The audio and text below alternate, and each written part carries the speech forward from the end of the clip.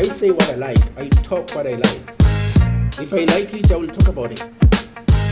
If I like it, I will say it. I will talk about it. I will talk what I like. And that's what I do.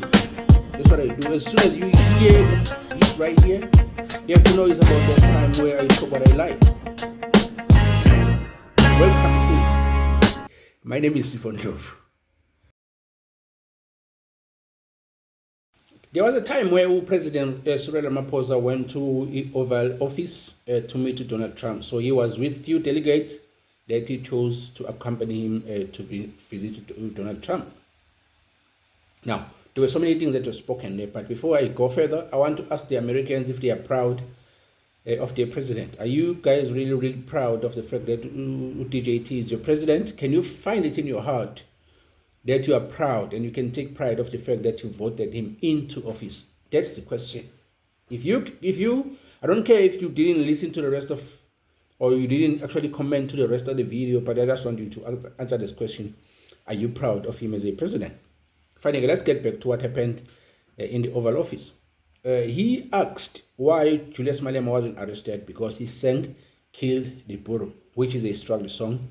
I think people who know the history of South Africa and the apartheid government, apartheid, that actually term, that pronunciation make the word sounds weak, swag.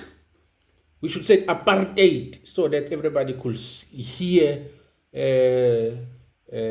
what the word actually means, apartheid.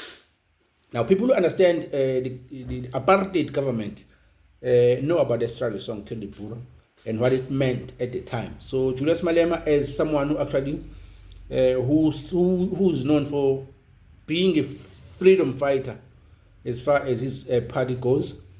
He sang that song during one of the rallies of EFF, but when Cyril Ramaphosa, or President Cyril Ramaphosa, met President Donald Trump, President Trump asked why Julius Malema was not arrested, why there are no action taken against Julius Malema. At which Ramaphosa said, President Cyril Ramaphosa answered that it within his right as per the Constitution of South Africa. So, which he was correct about by saying that. But that actually, I think that was a seed. That seed was planted. Hence, today Julius Malema is arrested as per the request of Donald Trump. Now, that's my opinion. Julius Malema is now sentenced to 5 years in prison as per Donald Trump request. Now, if Julius Malema is arrested because he sang Kill the Boer, but he never really killed no Boer, and then Donald Trump said he's going to annihilate the entire generation of Iran, and he has bombed Iran a number of times, and he prides himself for killing certain individuals or certain people of Iran. And then he says, I am going to bomb the entire generations. Now, if you weigh the case of Donald Trump and also Julius Malema, who sings Kill the Boer, but didn't kill no Boer, and the other who bombed Iran and promised that he's going to annihilate the entire generation, who should be in jail between the two? Is it Donald Trump, who promised that he will annihilate the entire generation and has bombed Iran and has take pride in killing people in Iran, or Julius Malema, who just sang the struggle song Kill the Boer? Who's supposed to be in jail? Now, that is why that I've asked the questions to the Americans. Are you guys really, really proud that Donald Trump is the president? Now, can you find it in your heart and pride yourself for the fact that you actually voted the man into a presidency?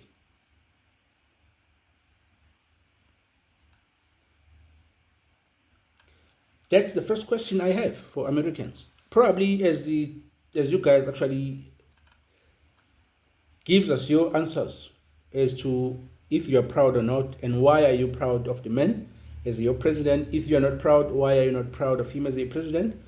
Maybe we can take it from there moving forward. But so far, I just wanted a question. Are you guys really, really proud of the fact that that man is your president? And those who are not with what he is doing currently, what are the propositions in place should his term of the office end? Because to me, sitting here, what it does with Israel is crime against humanity. Is crime against humanity. The fact that he wants to fight China and cannot directly fight China is a problem.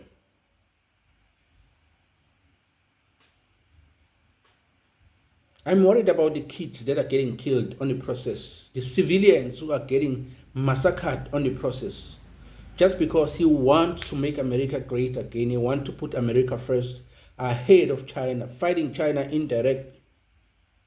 Now everybody else has to die. Everybody else's lives that don't matter just because he needs or he has a bone to pick with China. We know that his moves to Venezuela and Greenland and everything that has to do with oil, and then all of a sudden he goes to the Strait of Hormuz. He's trying to actually disrupt the growing economy of China. Because if he then controls the Strait of Hormuz, that means the entire world has to pay their tribute to America. But will that be successful? That's the question. Will the rest of the country in the Gulf actually agree to the terms that Americans are bringing as far as the Strait of Hormuz is concerned? That's my question. And as far as Iran is concerned, how long does he think the other Arab nations will actually stay back and watch until they actually get involved into the war? Does he see that whatever he does may create World War III, or we are already in World War III? It's just that we don't acknowledge that fact.